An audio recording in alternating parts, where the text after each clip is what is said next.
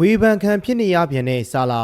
အလုံးပဲမင်္ဂလာပါလီဗာပူးကျယ်ပွင့်မိုဟာမက်ဆာလာကတော့နိုဝင်ဘာလ၁ရက်နေ့တုန်းကဗီလာနယ်ပွဲမှာဂိုးသွင်းနိုင်ခဲ့ပြီးတဲ့နောက်ပိုင်းပရီးမီးယားလိဂ်9ပွဲဆက်ဂိုးပေါက်ပျောက်ဆုံးနေခဲ့ပါတယ်ဒါဟာသူ့အတွက်တော့လီဗာပူးကစားသမားဘဝမှာအရှိကြာဆုံးဂိုးပေါက်ပျောက်ဆုံးနေမှုလည်းဖြစ်ခဲ့ပါတယ်ပြီးခဲ့တဲ့ရာသီတုန်းကပရီးမီးယားလိဂ်မှာဂိုးသွင်းဘရင်စုရောဂိုးဖန်တီးမှုဘရင်စုပါရရှိခဲ့ပြီးလီဗာပူးတင်းကိုပရီးမီးယားလိဂ်ချန်ပီယံဖြစ်စေခဲ့သူဆာလာတယောက်အခုတော့ဖီယားရီနဲ့ကြုံနေရပါတယ်မင်္ဂလာပါမြန်မာချင်းနဲ့ဘောလုံးကစားခြင်းသူများအတွက်ဘော်ဒီဘက်လာပါပြီ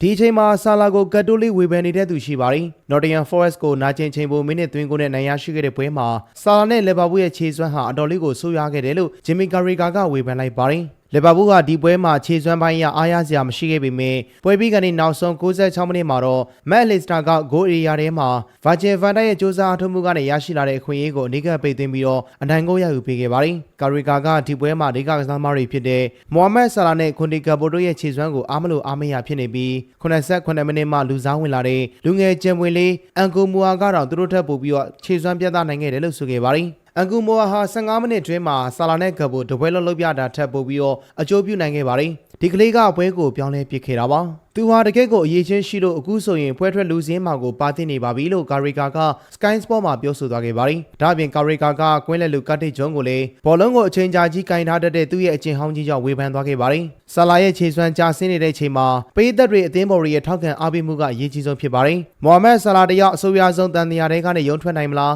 အပြက်နဲ့နှာခေါင်းသွေးထွက်ပြီးရာသီကုန်ချိန်မှာအသင်းနဲ့လမ်းခွဲဖြစ်မလားဆိုတာကိုတော့စောင့်ကြည့်သွားရမှာလည်းဖြစ်ပါတယ်။